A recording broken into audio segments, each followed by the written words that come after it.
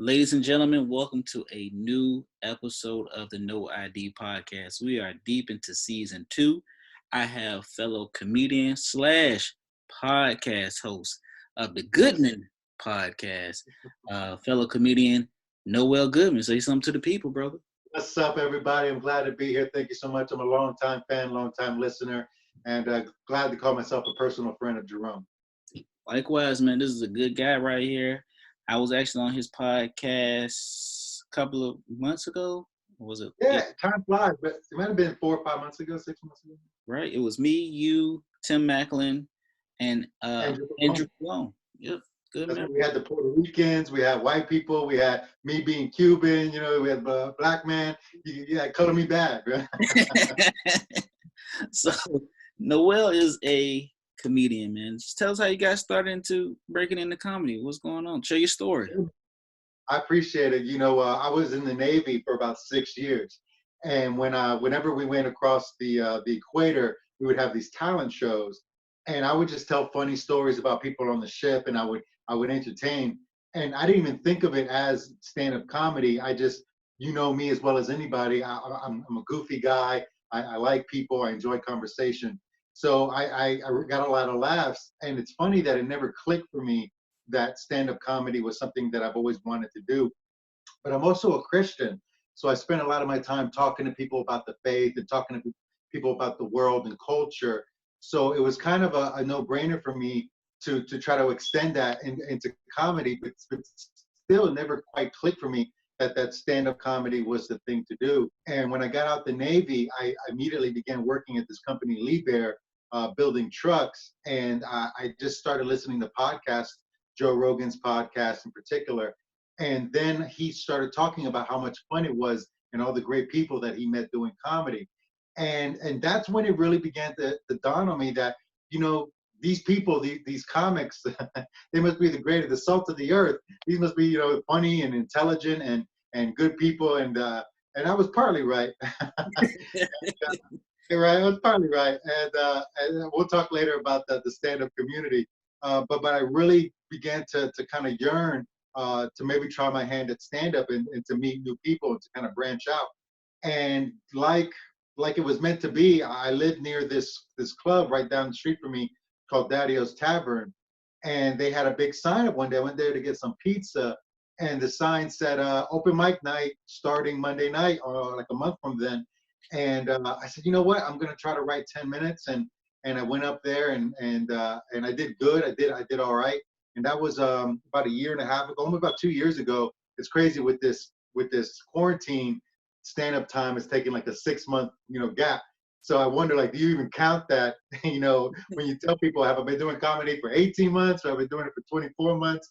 I don't know if it's fair to say I've been doing it for a full 2 years at this point. But yeah, I've been enjoying it ever since, and I've been discovering so much about myself in comedy and so much about comedy, period. It's been a real self-awakening for me. It has, like, what I like about your comedy, because I see you perform Kazi's, and the Funny Bone, and I've seen a couple of clips, on social media. Your comedy is very relatable. I appreciate it, man. I try to put my family in there and in my experiences, and that's what I'm aiming for. One thing I've learned about comedy, when I first started doing comedy, I think I made the mistake. Like, my first bit I ever wrote was how much I don't like spiders and how much I don't like bugs, and that was funny, but it wasn't really personal. It was just me trying to say something funny about not liking spiders. And then I noticed quickly that a lot of comics, they talked about a lot of gritty stuff. And what's funny about me, I think that's interesting, is that I came up in a kind of a hard life, in a sense. Mm-hmm. And I'm not soft by any stretch, but I'm also, I don't come off as someone who, for lack of a better word, I don't come off as someone who's from the street, even though I have no problem saying that I'm legitimately, there was a time that I was out there, struggling and scrambling and hustling just to get by. But now I've become this family man and this devout Christian. So I'm just a big softy now. I'm just a big goofy guy. And so sometimes I see comics that I think they're trying so hard to be so hard. And it's just like, I remember once I was listening to this interview with Sinbad, Sinbad's a clean comic. And he was talking, I forgot who the interview was, but he said something that stuck with me. He said, hey, I could be just as gritty and nasty and dirty. I'm darker than any of you comics. I'm a lot. And I was like, dang, Sinbad, like, tell her how it is, man. And he's like, I'm darker than you guys, but I choose, that's not what I want. That's not what I want to be in my comedy. And if you're a dark comic, that's cool. But I started thinking, I don't know if there's a space for me, talking about, bugs and whatever and dinner and my wife cooking, messing up dinner and the silly little jokes that I was getting by in my first 6 months of comedy. But then I realized that I didn't have to choose. There was no either or. I was happy with telling my family stories. I was happy telling my personal stories, and they had both. They had both that realism and that sort of edge that I think is necessary in comedy now, because comedy by nature has an edge to it that I think complements comedy, but it also has that sort of sweet family side comedy that I enjoy telling. So I'm still discovering that process, but I think I'm finally getting there, being able to be personal and have a little bit of bite to it. It's true, cause like I think comedy has to be relatable, personal. Like when I started off, I've had a lot of bits, and every bit that I've had is a true story. But it was one time I think I broke the mold and decided I was at a this restaurant somewhere on in Virginia Beach, and I went up there and I just talking about turning 30, and I had a joke about me peeing and how I was Steph Curry when I was the pee, and that shit did not fly well with the crowd. It did No, not fly well. I was like, and what made it bad, I think my mom was there, my mom's friends, my sister. I brought a bunch, and I just bombed.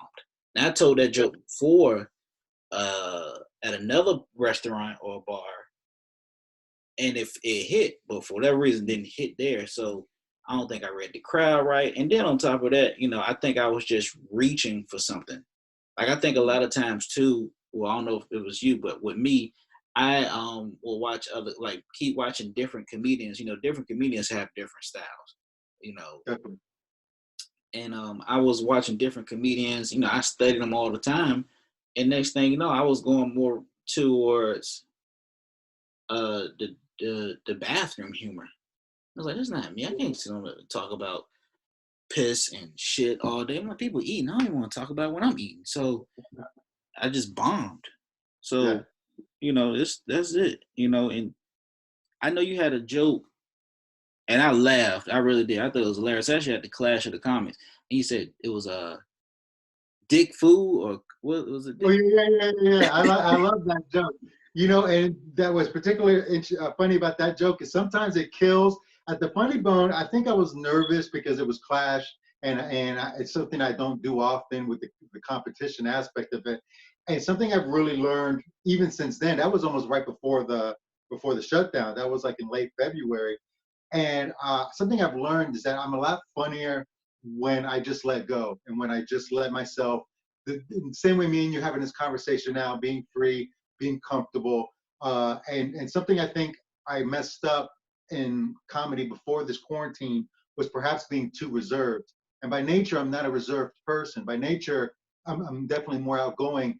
And I need to be honest to myself in my comedy. And so I think you'll see when you see me again on stage, hopefully next time, is a much more relaxed, much more easygoing Noel. But I love that joke in particular because I had a vasectomy, which was a traumatic experience for any man. And yeah, I just talked about my kids and my wife. She was like, "Hey, after that third kid, she wouldn't let me get no booty at all." And she was just like, "Hey," and I talk about how she learned dick fu. I try to get in there and she's slapping the dick away, and I do this little kung fu bit, and and I have to kick and whatnot. And I used to be real deep into martial arts when I was growing up, and I would compete and do tournaments and whatnot. So I wanted to incorporate that in my comedy. Another thing I hope to do with my comedy is talk more about, me personally. I love talking about culture. I love talking about politics. It's something that we discuss often on TGM, on the Goodman podcast. And I wanted to bring that into my comedy as well. And I think at first I was scared to because I spend a lot of time studying politics, studying culture, studying philosophy and sociology. And I didn't want to sound pretentious. And I didn't want to get on stage But then I got to thinking, well, who do I want to be 5 years from now as a comic? If I were just a person talking about Noel Goodman, saying who is he as a comic, I would like, hopefully, for people to say, man, Noel, he's a Christian, but he's not rubbing my face in it. I like what he talks about because it's talking about current issues, but it's funny in an interesting way. Hopefully, they get a feel for my personality. And then the question is, what other comics out there are doing what I aspire to do? I think of people like a Bill Maher, in a sense. He's a little bit more political than I want to be, but maybe somewhere between someone like a Tosh Point oh. He focuses entirely on the internet, of course, but Bill Maher focuses entirely on politics. But if I can find a sort of medium ground between the sort of social commentary of a Tosh, Daniel Tosh, but also the political commentary of a Bill Maher, I think I would have found my particular sweet spot. I would have found something good for me. Yeah, D.L. Hughley is the king of that. Yes, you're exactly right. You're exactly right. I should have mentioned him. D.L. Hughley, that's a perfect example. King of it. Bro, like we had Clear. Yeah. You can check out Contrarian. If you listen to his the GED report, he is the king of finding that median between like internet and politics. Another one is Ali Sadiq. For those that don't know, that's Mexican guy on boots. Yes, I got to get on him, man. I tell you, I hate to say that I've been sleeping on Ali. He constantly pops up on my feed. All Things Comedy shares his a lot, and Comedy Central shares his a lot. I think he even hits the Funny Bone out here in Richmond from time to time. I remember maybe one day we can get together for a show, man. Next time that Ali comes into town, I would love for us to get together, man. Go out there and check out a show. That'd be dope. I'm down. I'm down 1,000%. For sure, man. That'd be Down. really cool. I'm down. So earlier, the conversation that we was having earlier, I want to go back to your podcast, the Goodman podcast, right? Okay. Right. We had this conversation up here about your creative integrity and your legacy. Yes, yes. I've thought about that podcast. Have you found yourself thinking about it from time to time? I find myself going back to it because we touched on some, I don't want to say controversial, but some touchy subjects and I know that a lot of comics from the area listen to it. And I think some people did not like what we had to say because we tend to say that look, I mean, we might as well sum it up. I think essentially what we had talked about was say what you want, but realize there's repercussions, there's consequences to what you say. And ultimately, comedy is not the highest standard. Sometimes I think comics say, I can be as offensive as I want, I can put down whatever I want. And I believe in free speech as much as anyone. But at the same time, when they get called out on it and they say, well, you're just killing comedy, it's like, no, what you said was genuinely, I hate to use the word wrong or offensive, but there was something to it that was so egregious that it went beyond the realm of comedy. And I think sometimes people do that, and here's the thing, I'm a Christian. I've heard comics talk about my Lord and Savior in the most reprehensible ways. And I'm like, look, that's fine. I'm not, our relationship doesn't change, but at the same time, I think that people find it easy to talk about Christianity. Will they do the same thing for Allah? Will they do the same thing for I think sometimes they choose an easy target. And I think the one we had brought up was Kobe at the time. Ari Shaffir had basically called Obi a racist, and he wasn't even trying to be funny.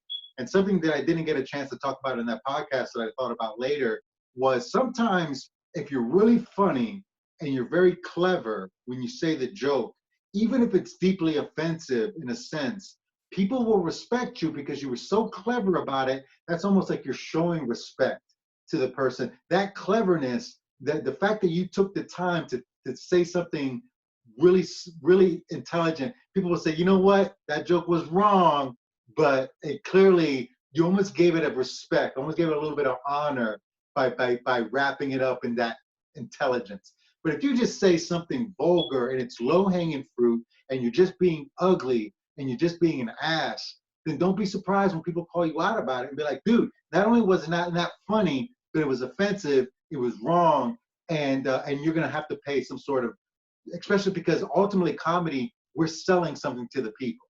We're selling this comedy, right? And if people don't want it because you're selling raw fruit, you're selling rancid product, then don't run to the cover of, oh, I'm just a free speech advocate, or I'm just I'm just fighting for comedy, when what you're really fighting for is to be a dick. So that's what we talked about in the last podcast, on the last teacher. That's essentially what we talked about. That's That's essentially what we talked about. Like I told you, when it comes to your creative integrity and leaving your legacy, I want y'all really sit down and think about this, right? I have a Twitter account, and I rarely post on Twitter. I'm just learning how to work Twitter. Um, it seems like every day somebody is trending from either a comedy background. I know they had the guy Jake Paul. He was trending. Logan, Jake, whatever. Logan Paul, Jake, Logan's one of them. I don't know. They're trending for something they did 6-7 years ago. It was a Willow Smith controversy up there when the guy said that Willow Smith was cute and she was like 12 years old or whatever, and it was trending. And I'm saying to myself, they did this as jokes, right? They did this for a laugh, but now it's coming back 6-7 years later to hurt them. And if you're a man or woman enough to say that bullshit on the mic in front of everybody, own it. Own it. You're exactly right. Live up to it. Exactly right. Don't one day, and I'm pretty sure it's gonna be a comedian that's gonna make a joke about it. Don't go on there and joke about Black Lives Matter, but then be at the Black Lives Matter protest. Don't joke about stuff like that. Okay. Hey, own your shit. Back it up. Yeah. Noel, he has jokes about his family all the time. I met his family. His family's pretty dope. I enjoy being over there. And all his jokes was pretty much the same thing that he says. My family, same jokes. I have a joke: turn the Wi-Fi on, turn the Wi-Fi off. It's true. I turned it off. I turned it back on. My parents think I'm a damn genius, but turning it back on and off. It really is true. I did go to school and flunked out of TCC and got an get an IT degree. Ended up going to ECPI and graduated with a business degree and still majored in IT. But it's all relatable and realm. Just on your shit. You have a legacy. If I can go back in time, I can watch Eddie Murphy's stand up. I can watch Red Fox stand up and consistently keep watching those on and on and on again. But there's some comedians that I'll probably watch one stand up special and I'm like, damn, this you can like tell they're not gonna leave that legacy. It's just like music. There's music that's out now, these little pumps, these little drug dealers, whatever the hell they call themselves. 10, 20 years down the line, they're probably gonna be strung out, broke, probably on a reality television show where you have the classes like the Arabs, the Rakims, the Public Enemies, the Jay-Z's. Their music is still going on. And I think like comedians, we have jokes that continuously going on. You're exactly right. I love that point because I think about what kind of comic you want to be. And if you want to be the sort of comic that only basically does open mics or local mics around here, then by all means, just talk whatever nonsense you want to talk. But if you hope or you aspire to have a voice in the culture, if you want to be the kind of comic that one day, they're listening to in New York or they're listening to in LA, and if you want to be the kind of comic, I aspire to be the sort of comic who hopefully 6 months from now, if I have a great joke, I have a joke that I'm proud of, and I need to polish it up because it's an early joke, but it's a political joke, and I just talk about Russia. And I talk about how, Russia and Facebook, everyone's protesting Facebook on Facebook, hooked on social media while trying to protest social media. And then I talk about Russia in the mix. I even throw Kanye in there. And it's a funny little joke, but I like it because I told it like, it was one of my first jokes. I was actually at Daddy-O's Tavern. It was one of my first bits, but it's still relevant today. It's relevant right now because right back in the mix, we're talking about Kanye now, we're talking about Russia, and people are now protesting Facebook again. So if you write a really good joke, 18 months later, that joke is going to be relevant, it's going to be powerful, it's going to be funny, and that's what's so great about writing a great joke. But if your joke is basically, pedophilia and anti, the thing is, the grittiest most offensive jokes only have a shelf life of about not that long. I mean, what, 6 months, a year? I mean, Eddie Murphy, and I love Eddie Murphy. Got him on my wall. He's one of my favorite people in the world. But when you look at like some of Delirious or Raw, a lot of it doesn't hit now because it was really offensive and like, wow, I can't believe he went there in 1989. But now everyone goes there. Justin Bieber goes there, you know. So a lot of the jokes that were so edgy, 15 years ago aren't edgy anymore. But there's some comics who I think, you look at Richard Pryor. Richard Pryor's got this great bit where he's boxing at the gym, and he's like, the dude hitting himself. He's like, poof, poof, poof. He's like, how am I gonna beat him up? He's hitting himself. He's beating himself up. What am I gonna do? And it's a great bit. It's 35 years old, and it's just as funny now as it's ever been. So that's the quality of a great bit, and that's the power of great comedy. And you have to decide, well, what kind of comic are you gonna be? What kind of person are you gonna be? True. And we all are either have someone that looks up to us or someone that we look up to, whether it's in the comedy or it's in the personal aspect or professional aspect. So think about your mentors and those that you're mentoring, your peers. Think about them. Like, do you think that they want to hear that shit? Yeah. Get on down the line. Like, do you like if I go out on the stage and joke about pedophilia, my mother and father are at 70% of my shows. You know, and I'll be honest with you. After a show, if I feel like I killed it, if there's a cute girl in the audience, I'm definitely trying to hit on her. I can't hit on her after I joke about that type of shit. Like come on now. You, no one snatched you up yet. You still single? What's going on, man? Snatch you up. I am still single. But if you guys listen to the episode before this one on the podcast, we talked about dating. So, and that too, because I want to say this too. I listen to the Goodman podcast. I subscribe to it on Apple Podcasts and Spotify. I listen to it. I can say one of my favorites you did was with Lionel Harris. That was really good. He's a good guy, man. I like him a lot. And Travis Bacon. That was a real fun episode as well. Yeah, man. But my climate has changed a little bit on the podcast, maybe because what's going on. But yours with Earl, Earl was pretty good. Of course, my personal favorite in the podcast. He's a good guy. That was on. So, you're just gonna throw it. We talked about the quarantine, and now with the quarantine, everything is changing, and I'm trying to figure out what I'm going to do to keep, creative. And I think right now, as comics, you and I, this podcast is creative, and I'm actually working on a project right now. Might as well give you the exclusive. I got a song I'm working on, a funny sort of SNL style song, and I already finished the song. It's hype. I'm gonna make a video for it and hopefully drop it. I don't know, Tuesday, Wednesday. If it takes how long I can edit it, but that's about staying creative during this quarantine. And so yeah, we have to find ways to keep funny, and whether that's making videos or whether that's whatever you can do to keep your name, to keep in the flow. Are you doing? What are you? Have you been able to have any projects or? Honestly, I've wrote new jokes, but I've been going so hard on this podcast. Absolutely.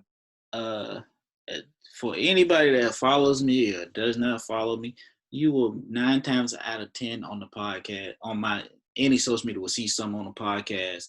And for anybody that follows my mother, y'all think she's tagged me. I'm actually taking her phone and posting from her social media to do it. Or if I can grab a coworker's phone, they let me post something. Yeah, that's me. I'm constantly promoting it. So the podcast is what I feel like I can go more into right now with this quarantine. I feel like this is what's keeping us creatives sane, is something, because you got Goodman podcast, you got your stand up, you got a song coming out. So yeah, so I'm looking forward to it.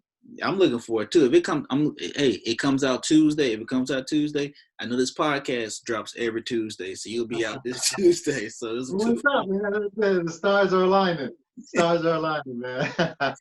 Yeah, I like to draw. Sometimes I'll do little comics. I think it's important, and something me and Earl talked about on the quarantine episode was, there's so many ways of being funny, and you can use all of your talents, and whether that's making a comic strip, or doing, the videos. I really appreciate, friends that we have, people like, Ajante, or people like Kimberly that do their little videos, and people like Andrew Pabone, who does his Christian-based videos. And so it's important to try to find where your lane is at. And for some people, I think this podcast is the best way to get information, to learn about people. I've learned so much about you through your podcast, and I know people learn about me through TGM. So I think that being creative is the greatest gift you can give yourself, man. I really do. It is. I learned a lot about you through your social media, through the pictures that you post in your comedy. As weird as it sounds, I follow you both. I like what you post, number one. I I appreciate it, think man. it's It is different. personal for me. Yeah. Absolutely. I know I saw the rap one time, stand up, and then I listened to like the clips of the Goodman podcast. I'm like, damn, dude is really spitting some kind of knowledge. So I personally am a fan of the Noel Goodman brand. Thank you, good I'm man. personally a fan of the Wow. Goodman podcast. That means a lot, man. Thank you so much. Yes, sir. My social media is personal for me, and everybody uses it differently. Some people just all they do is post nonsense. Some people share memes all day, and that's cool. I love my meme sharers. They get me through my day. I've got friends that all they do is share memes 24/7, and I love those people. But for me, social media is sort of almost like art. I mean, it's like I get a chance to show a thought on something, and then the next day I'll be like, you know what, I haven't talked about, God for a while. I'll purposely think tomorrow I'm going to say a reflection on my Lord, and I'll write something like that, and then I'll purposely be like, we were talking about before this podcast started, you were in my thoughts a couple weeks ago, and I said, I really appreciate Jerome, and I want to write something that talks about, his comedy, and I put together a little post about my thoughts on your comedy, sort of a local comic review, and that was purpose, that was intentful. And I've had people mad at me before because they told me like, hey man, I got like 6 7 shows and you're not promoting it on your page, and I thought we were cool, why don't you promote it on your page? I'm like, and I have to tell them like, look, I'll promote you here and there. I got no problem putting your show on blast, using my social media. But at the same time, it's like, you have to understand that I'm very intentful by like what I want to do today, what my focus is on today. And also I have this idea that we know all the same people. Like we got all the same friends. So if you've got a comedy show at, Joe Blow's, barbecue grill, the same people who I know, are going to go. And furthermore, and I don't want to sound dismissive when I say this, but I've never had a friend ask me, hey, Noel, yo, do you know any comedy shows that you're not at, that you're not going to be part of? Like, none of my friends want to go to a comedy show where I'm not performing. So if I'm like, hey, my friend, Nathaniel JoJo is having a crazy good show at the barbecue grill, but I'm not going to be there, I can promise you 100% of my friends aren't going to go to your show. And that's just how petty my friends are. That's just how shisty my people are. Man, But that's just the way it is. And people have been upset with me for that because you see it, and you probably know this as well as anyone. There's a lot of within the comic community, like scratch my back, I'll scratch yours, put me on your show, I'll put you on my show, share my stuff, I'll share your stuff. And I've had people basically, defriend me because maybe they thought I wasn't being more active within the community. But that's not intentful. Like I support all of you. I promise you this, if you were to succeed tomorrow, if you were to get a comedy, you Jerome or any comic were to get on Comedy Central tomorrow, I promise you that a lot of your so-called friends would not be happy that you got that 15-minute spot on Comedy Central. A lot of your so-called friends would not be happy that you got that money tomorrow. I would be happy for you, man. I would be happy for you 100% because I don't have any hate for anyone's success. But a lot of your so-called friends, they do not want you to succeed really. And you'll see that there's a reverse side of that too, that once you start succeeding, you're going to see a lot of people come out the woodwork. Once you get a little bit of shine, you're going to see a lot of moths come to the light, and you're going to see a lot of people kind of come out and be like, oh, what's up, what's up, what's up, because now they want to be your friend, now that you got a little glory to you. that's true. Like, I'll share anything. If you say wrong, can you share something? I expect the same in return. That's just me. Word. But if you don't ask me and I share, I don't want anything in return. Like, I've shared the Goodman podcast a couple of times, and number two, I do appreciate the post the write up that you did. I actually still have it saved as a favorite in my iPhone. I appreciate it, man. That's what's up. Thank you. I appreciate that. I'm not good with the write ups. What I do is I just want to put you on the podcast. I tell you anybody, I want to put you on the podcast. Like I want you to share your story. So, you know, in this comedy business, it is a little. I think it's a little. It's an opener. It's an eye opener. I love it. But it's just like any job, a 9 to 5. There are Absolutely. politics. It's politics. There's a lot of politics into it. Like outside of the politics, I have a lot of fun. I've made a lot of friends. I'm gonna say Absolutely. 98% of my friends are comedians, Hmm. or podcast hosts, or actors. So Yeah. I love it. I can't get enough of it. And this quarantine sucks because I can't see them like I used to. I can't. Yeah. Funny Bone, open mics, Clash of the Commons. I can't see them. Kazi's. Uh, Well, gosh, the premise of your podcast, the idea that you have is this people, we all work and we all have lives and we're doing 9 to 5, but at the same time, we're out there pursuing our dreams. And that's always what I've taken from No ID is this, we're out there hustling and I got kids I have to feed and a wife I have to take care of it and a career I have to pursue because I don't know if this comedy is going to work out. I could do this for 10 years and then be like, well, that was great. But now I'm going to have to focus on something else or whatever.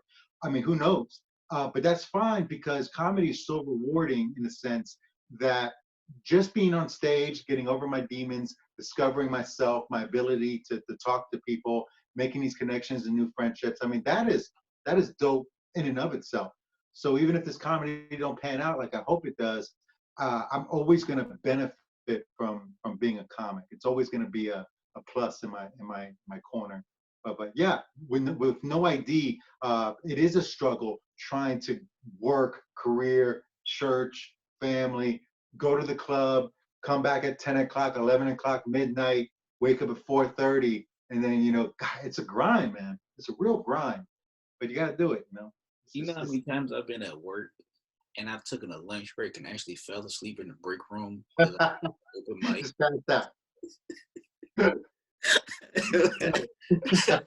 You know how many times I've done that? I'm like Yeah, knocked out, yeah. or the most rewarding one I've ever had, and this is true.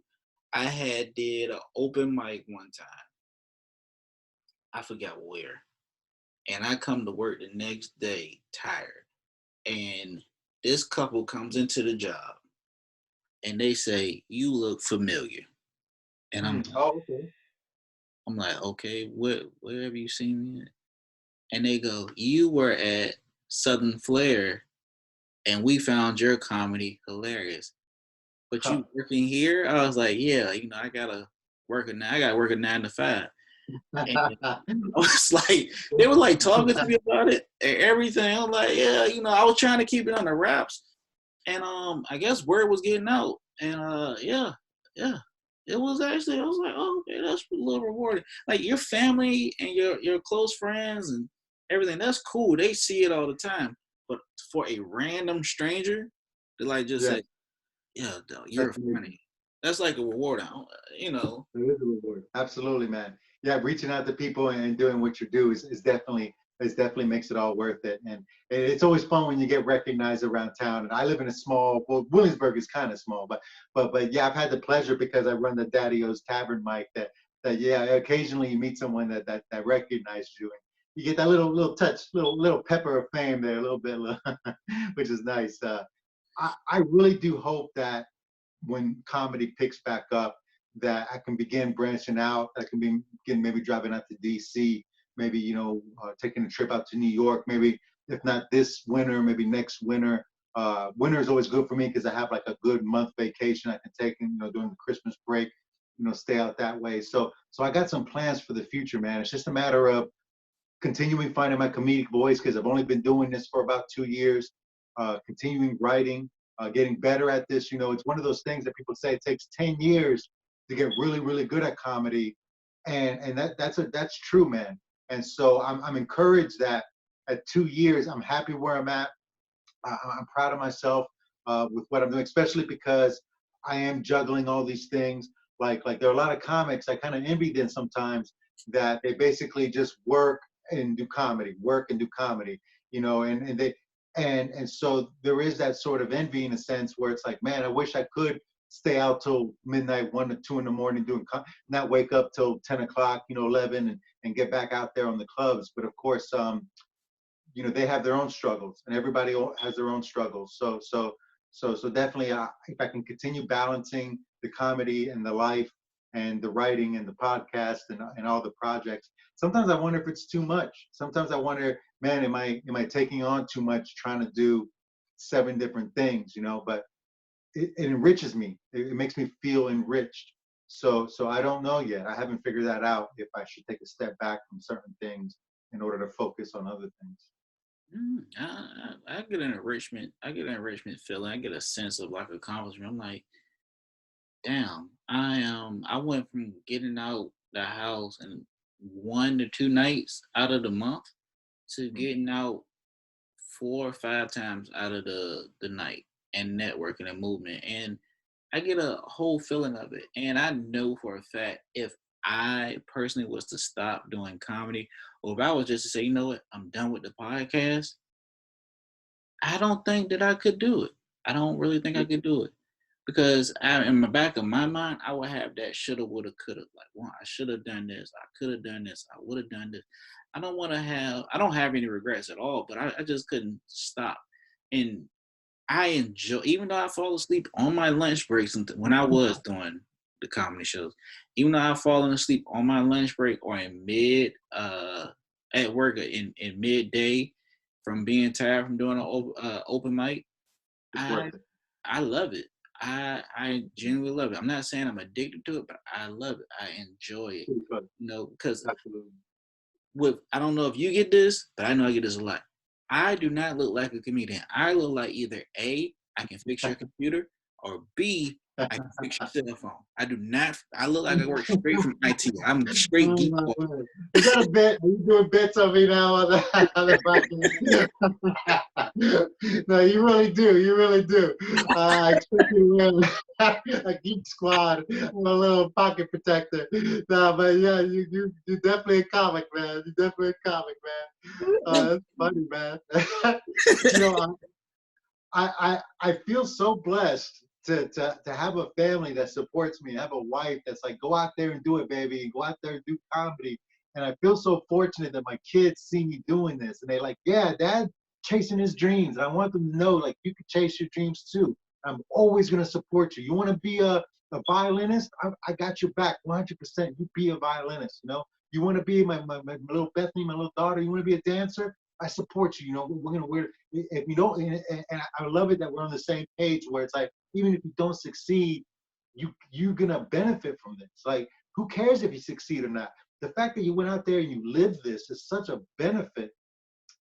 So they know their dad supports them. They know that their dad's out there, grinding and hustling to try to make his dreams come true. And that's, man, that's the essence of your podcast, man. It's a real pleasure to talk to you about these things. It really is. No, it's a pleasure to have you up here. I know it's been a while, man, but for those that do podcasting and stuff like that, I've learned to at least record 2 to 3 episodes in advance and just let them, post them for stuff and stuff that's gonna happen. But I'm glad I finally got you up here. And this is season 2. I want to. This is true story. When I first started podcasting, um, I started off on a different hosting site, and I'm like, damn, this hosting site sucks. And I kept seeing Noel posting different things up through his hosting site, our same hosting site I use now, which is Buzzsprout. Yeah. And I was like, okay. And I looked at his structure, right? I looked at the name of his podcast, the Goodman Podcast. That's a play on his name, but it's a Goodman Podcast. It's general topics. It's politics, it's comedy, it's life, it's family. It's a lot of topics that is actually discussed on this podcast. I was like, okay, well, his name hasn't limited him to what he can talk about, and it's a play on his name, Goodman. Yeah. Last name Goodman, but you can all say he's a good man. So I picked that up. I was like, all right, well, I can't say Jerome this, can't say this name. I came up with a name, No ID. No idea. Of course, sharing people's stories, journeys, whether it's comedy, dating, politics, whatever. I could talk about anything. And Noel Goodman talks about anything on that podcast. So if you have not listened to it, subscribe. It's the Goodman Podcast, available everywhere. Thank you. Yes, sir. Follow Absolutely. him everywhere. This is a good guy. I'm telling you. I met him at the ASAP show. Yes. Great show. Great Good time. show. And that was my first time getting on with ASAP. I haven't been getting on to him. I did actually sign up for their boot camp before the pandemic. I haven't heard anything back from them. My father was military, warrant officer in the Yes. Navy, and I was like, I got to get on. And yeah, I went there with Struck up a Noel. I met conversation. You Noel were there. right. We just struck up a conversation. This is like, what's up, man? Next thing you know, we were like 30 minutes into just kind of talking and just talking, right? It was wild. I was like, this is a cool cat, man. And that night, I looked you up on Facebook, and yeah, it's funny when you meet people like that where you just kind of it doesn't really take a lot of work, and that feels good when you don't have to really put in effort to like somebody. Yeah, it's a lot of fun. I enjoy talking comedy. If anybody wants to talk to me about comedy, please, please. That's all I watch. I'm probably actually once this is my day consists of me watching stand-up specials and podcasts. So Yeah, that's it. So Noel, before we sign off, right? yes, sir. Where can the people follow you at? Hey, before I go, I just want to let everybody know. Thank you so much for listening. When Jerome was on the podcast with the episode on comedy that we were talking about earlier, I noticed the numbers went up really high. And there was a lot of your fans that were tuning in. I was like, oh man, Jerome, he's bringing in, I got the bump. I got the Davis bump. What's going on here? I got the No ID bump coming in my crowd. I imagine that some of you have probably might have heard me before. And you can see the analytics when you're podcasting. So you can tell like, okay, I'm getting an audience here. I'm getting an audience there. And that's a lot of fun. So yeah, if you want to see how I progress and you want to see where we go from here, I'm sure we're going to do this again. This is not going to be a one-time off. We're just getting started, to tell you the truth. But please look me up on Facebook. My name is Noel David Goodman. I have a new IG, just Noel David Goodman. Keep it simple, of course, the Goodman Podcast. And you look me up on Facebook if you like. I'm more than open to have a conversation. Like I said, I talk a lot about culture. I'm a Christian. I spend a lot of time talking to my atheist friends about the reliability of the scriptures, the scriptural truths, the philosophical truths, the cultural and historical truths of the scripture, which is something that's really near and dear to me, near and dear to my heart, something that I've spent a lot of years studying, how to talk about the Bible in an analytic, in a philosophical, in a scientific way. So if you ever want to have that conversation, I'm more than happy to sit down and we can talk science and we can talk history. And I'm just really happy to be here, man. It's been a great day, and God bless you, brother. You're a good friend, and I really appreciate you doing what you do, man. Appreciate it. If you guys want to follow me, you can follow me on IG at Comedian Rome. That's my comedian profile. You can also follow me at No ID Podcast. You on Instagram, Twitter, Comedian Rome, YouTube, Comedian Rome. If you would like to shout me out on Cameo, well, pay me to shout you out on Cameo. I do that as well too. Facebook, Jerome Davis. Um, what else? I got a bunch of shit.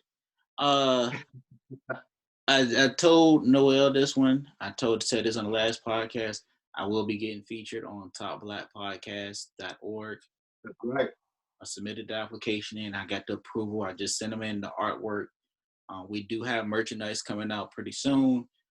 That's what's up. So, I always do this too. I haven't done it in a while. Top 5 comedians dead or alive, any order, with a starting 6 men. Ah, man.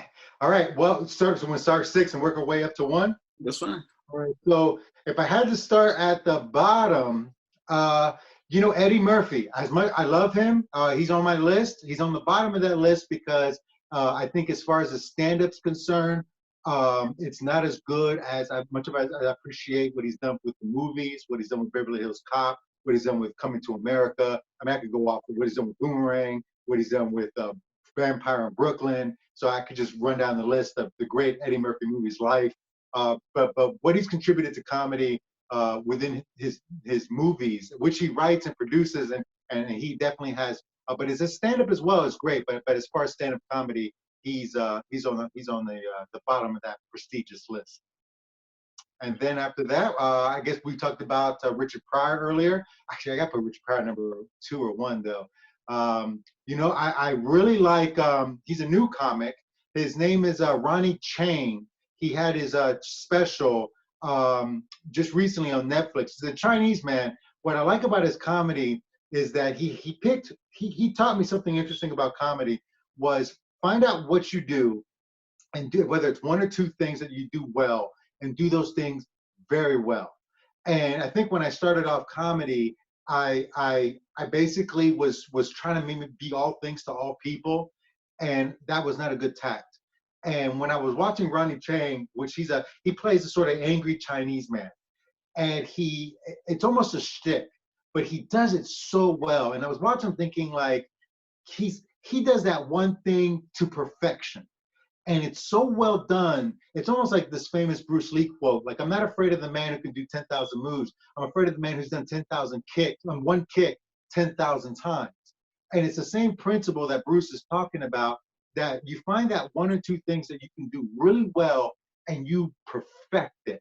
And if that thing is maybe the way you say a line, or maybe it's a look that you can give that's really, really good, or maybe it's a way you can drop a certain punchline, or whatever it is, you find out what that one thing is and you nail it. So Ronnie Chang, he's really funny as well.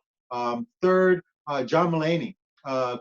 He's just real funny. I like his sort of, there's probably no person who I'm more opposite with than John Mulaney, as far as, because he's like this really white bread, well-to-do, grew up upper middle class, white boy. I think he's Catholic, or he's raised real strict Catholic. I mean, he's everything I wasn't growing up, and even his comedy's not like mine.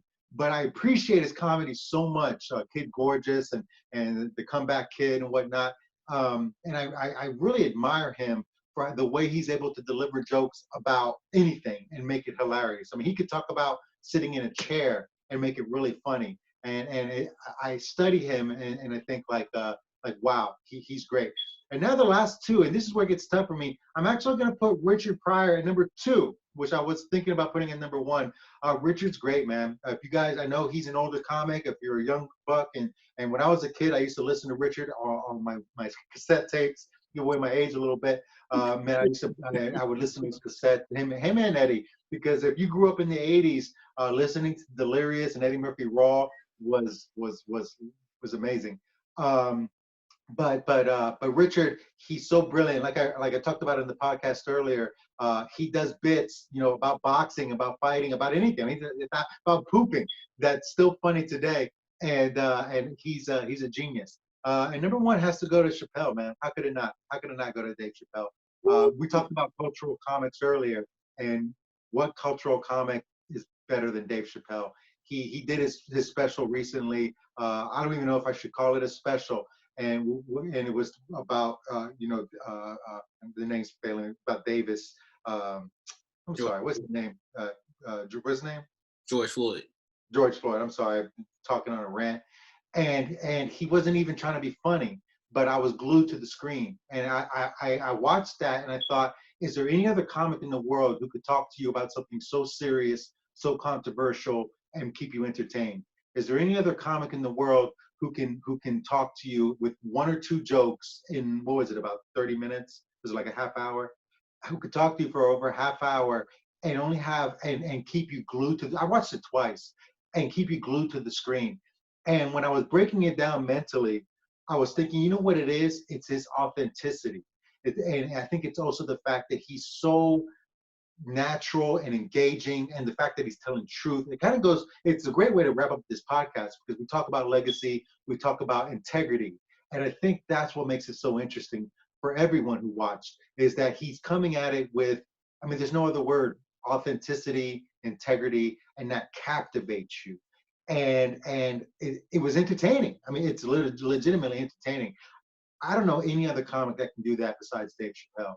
So yeah, I'll finish off my big glass of wine here. To No ID, to Dave, and to you, brother. God bless you, man.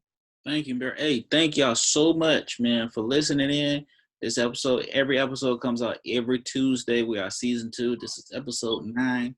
I appreciate you, Noel, coming up here, brother. You're a good man. I appreciate you and your hospitality when I was up there doing your podcast for you, man. It's been a pleasure. You're a great dude, brother. My man, you too. Thank you, Stay positive, man. man.